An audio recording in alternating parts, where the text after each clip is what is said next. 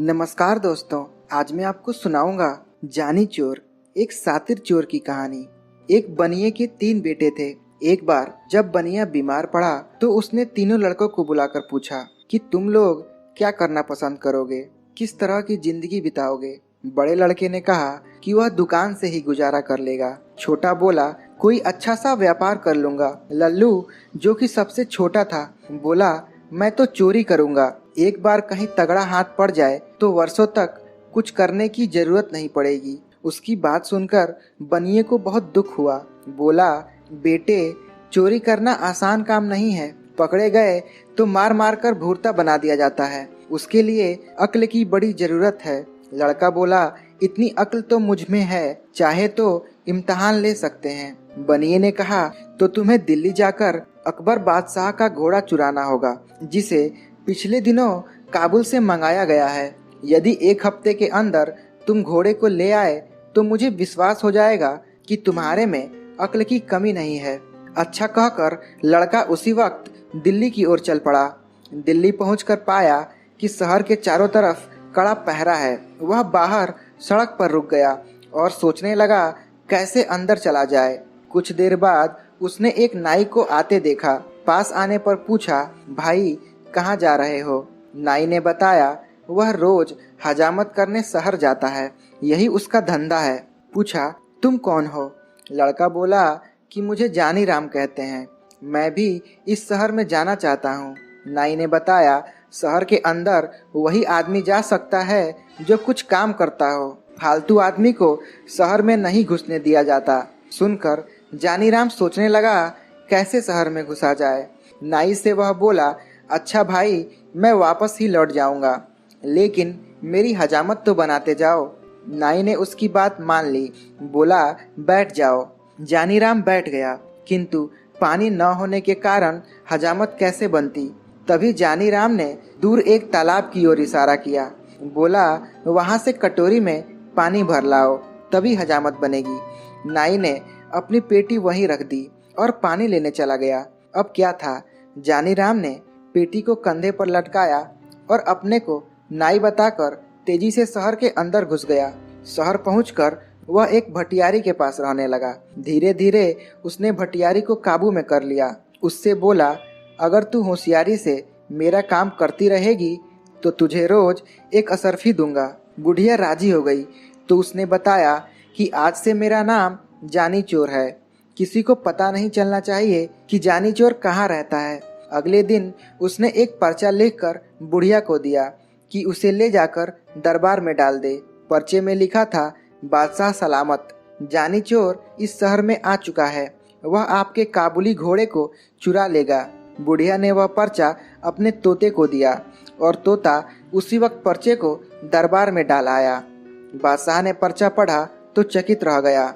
जानी चोर की यह हिम्मत, ससुरे को घोड़े की पूंछ से न बंधवा दिया तो कहना। बादशाह ने ऐलान कर दिया कि आज रात को जो हमारे घोड़े की रखवाली करेगा उसे 500 रुपए इनाम में दिए जाएंगे। सुनकर एक लालची सुनार दरबार में पहुंचा और घोड़े की रखवाली का काम ले लिया।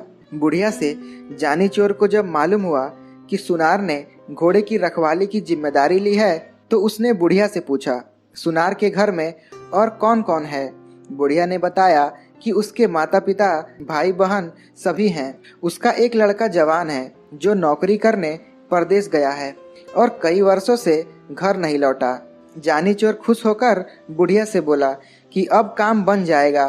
तू लोहा, पीतल और गिलट के कुछ टुकड़े जमा कर उसकी एक पोटली बना ले। बाहर से सुंदर रेशमी कपड़ा लपेट देना। बुढ़िया ने वैसा ही किया। शाम के वक्त जानी चोर ने पोटली बगल में रखी और सुनार के घर जा पहुंचा। घर पर उस रात सुनार की घरवाली और उसके लड़के की बहू थी। जानी चोर ने दरवाजा खटखटाया और माँ को पुकारा। सुनार की घरवाली बुढ़िया हो चुकी थी, आंखों से साफ साफ दिखता नहीं था। आवाज सुनते ही उठ बैठी, बहू को भी जगा दिया। अरे मेरा सुमेर आ गया। बहू उठ, देख तो इतने दिनों के बाद सुमेर लौटा है। बहू भी उठ खड़ी हुई। माँ ने बेटे को गले लगाया। बोली अब तो तेरी आवाज, रंग रूप सब कुछ बदल गया है मेरे लाल। हाँ माँ, 12 वर्ष में तो तुम भी बदली बदली सी लग रही हो। पास ही बहू घूंघट काढ़े खड़ी थी। जानी चोर ने पिता के बारे में पूछा। मालूम हुआ कि वे आज पहरे पर गए हैं। शहर में जानी चोर आया है। वह बादशाह के घोड़े को चुराना चाहता है। रात में बहू ने बढ़िया खाना बनाकर उसे खिलाया। माँ अपने कमरे में सो गई। वह भी बहू के साथ कोठे पर जा पहुंचा। देर तक उन दोनों में बातचीत होती रही। अंत में बहू ने पूछा, अपने माता पिता के लिए तुम बहुत सा रुपया कमा कर लाए हो, मेरे लिए भी कुछ लाए हो? जानी चोर मुस्कुराया और पोटली को खनखनाता हुआ बोला, यह देखो, इस बार तुम्हारे लिए बहुत कुछ लाया हूँ। उन चीज़ों से भी बढ़कर है जो कि तुम अपने मायके से लाई हो। जरा लाना तो उन चीज़ों को इनके मुकाबले की है भी या नहीं। बहू बहुत प्रसन्न हुई। अपने सारे जेवर लाकर रख दिए। तभी उसे याद आया। बोली, अपना नौलखा हार तो मैं लाई नहीं, वह दूसरे कोठे पर रखा है। ठहरो, उसे भी लेकर आती हूँ, कहकर वह दूसरे कोठे पर जा पहुंची। जानी चोर ने सोचा कि भगवान ने उसे अच्छा मौका दिया है, इसे खोना नहीं चाहिए। उसने संदूकची उठाई और 4 दीवारी से कूदकर चंपत हो गया। सारा जेवर लाकर उसने भटियारी को सौंप दिया। अगले दिन घर लौटने पर जब सुनार को इस बात का पता चला तो उसकी बोलती बंद हो गई। कहाँ 500 के इनाम मिलने की खुशी थी और कहाँ हजारों की चपत पड़ गई। उसने सोचा कि यह जानी चोर का ही काम है। वह रोता तड़पता बादशाह के दरबार में पहुंचा और अपनी कहानी सुनाई। सुनकर बादशाह को आश्चर्य हुआ। सोचने लगा, चोर ही नहीं, वह साथ साथ उस्ताद भी है। किस तरह उससे अपने घोड़े की रक्षा की जाए। दूसरे दिन फिर दरबार में चिट्ठी आ गिरी। इसमें भी घोड़े को चुराने की बात लिखी थी। चिट्ठी पढ़कर बादशाह ने घोड़े पर कड़ी निगरानी रखने को कह दिया। इनाम की राशि 500 से बढ़ाकर 1000 कर दी। इस बार घोड़े की रखवाली के लिए कोई तैयार न हुआ।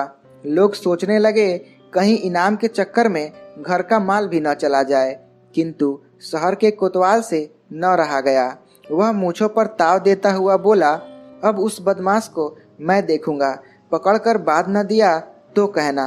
जानी चोर ने भटियारी से फिर पता किया कि इस बार पहरे पर कोतवाल साहब आए हैं। उसने दुल्हन जैसे कपड़े पहन लिए और एक थाली में धूप बत्ती जलाकर मंदिर की ओर चल पड़ा। रास्ते में कुछ दूरी पर घुड़साल पड़ती थी, जहां घोड़े पर सवार हो कोतवाल साहब पहरा दे रहे थे। रात के समय एक सुंदर स्त्री को अपने पास से गुजरते हुए जब कोतवाल ने देखा तो रोक कर पूछा, इस आधी रात में किसकी पूजा करने आई हो? औरत घूंघट निकाल कर बोली, ठाकुर जी की पूजा करने आई हूँ। कोतवाल बोला, मैं भी तो ठाकुर हूँ। औरत हंसी के स्वर में बोली, हटो जी, क्यों मजाक करते हो? कोतवाल बोला, मजाक नहीं, सच कहता हूँ। तुम ठाकुर की पूजा करने चली हो, जबकि ठाकुर स्वयं तुम्हारी पूजा करना चाहता है। औरत बोली, अच्छा तो चलो, वहाँ मंदिर में चलकर पूजा करना।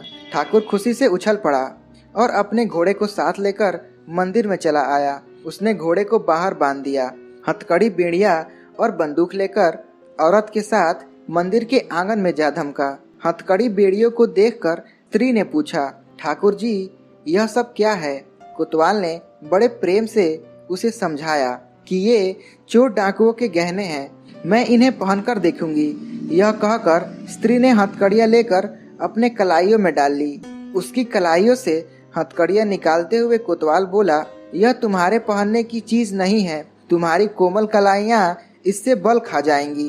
स्त्री ने हट की, नहीं जी, मैं इन चीजों को पहनकर देखना चाहती हूँ कि कैसे पहनी जाती है। अच्छा तो रुक जाओ, मैं तुम्हें दिखाता हूँ इन्हें कैसे पहना जाता है। जैसे जैसे मैं बताता जाऊँ वैसे ही तुम मुझे पहनाते जाना।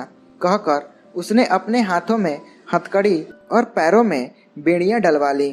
फिर मुस्कुराता हुआ बोला, देख लिया, इस तरह पहना जाता है, अब इन्हें खोल दो। कोतवाल की बात सुनकर स्त्री जोर से हंस दी। उसने अपनी नकली वेशभूषा को अलग किया और बंदूक उठाकर कोतवाल की छाती पर रख दी। पूजा करोगे बरखुरदार? जानी चोर की पूजा करना क्या आसान समझा है? जानी चोर का रूप देखते ही कोतवाल की होश उड़ गए। गिड़गिड़ाता हुआ बोला, भाई इस बार माफ कर दो, आगे से कभी तुम्हारे आड़े नहीं आऊँगा। किंतु जानी चोर कब सुनने वाला था। उसने कोतवाल को एक रस्सी में बांध लिया, उसके मुंह में कपड़ा ठूस कर घोड़े पर बिठाया और बादशाह के महल के आगे फेंक कर चंपत हो गया। सवेरा होते ही शहर में हलचल मच गई। जानी चोर ने कोतवाल की वह दशा बनाई जो आज तक कभी न बनी थी। लोग जानी चोर के नाम से थर थर कांपने लगे। दरबारियों को लगा कि अब उसके हाथों से घोड़े को बचाना मुश्किल है। दाव लगने पर वह घोड़े को अवश्य ही उड़ा लेगा। दरबार में फिर पर्चा आ गिरा जिसमें काबुली घोड़े को जल्दी ले भागने की बात लिखी हुई थी। इस बार 5,000 रुपये इनाम रखने पर भी कोई रखवाली के लिए तैयार न हुआ। बादशाह को बड़ी चिंता हुई कि किस तरह घोड़े की रक्षा की जाए और जानी चोर को जिंदा पकड़ा जाए। कोई उपाय न सूझा तो बादशाह ने स्वयं निश्चय किया कि वे अपने हाथों चोर को पकड़ेंगे। सोचकर बादशाह उसी काबुली घोड़े पर बैठकर पहरा देने लगा। जानी चोर ने पता लगा लिया कि इस बार स्वयं बादशाह पहरे पर हैं।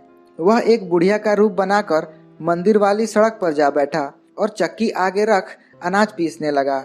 सड़क के किनारे बुढ़िया को अनाज पीसते देख बादशाह ने पूछा, इस वक्त किसके लिए अनाज पीस रही हो? बुढ़िया हाँफती हुई बोली, क्या करूं सरकार, बुढ़ापा बहुत बुरा है और उससे भी बुरी चीज है गरीबी। दिन में मोहल्ले के बच्चे पगली कहकर चिढ़ाते हैं, इसलिए रात में यहाँ आकर काम करती हूँ। अभी अभी एक सिपाही आया था, पीसने के लिए गेहूं दे गया है, अभी आकर ले जाएगा। सुनकर बादशाह घोड़े से उतर पड़ा। पूछा, क्या नाम था उस सिपाही का? बुढ़िया ने माथे से पसीना पोंछा। बोली, नाम तो सरकार वह जानी जानी कुछ बता रहा था। बादशाह को विश्वास हो गया कि वही जानी चोर है। उसने बुढ़िया से पूछा, वह कितनी देर में लौट कर आएगा?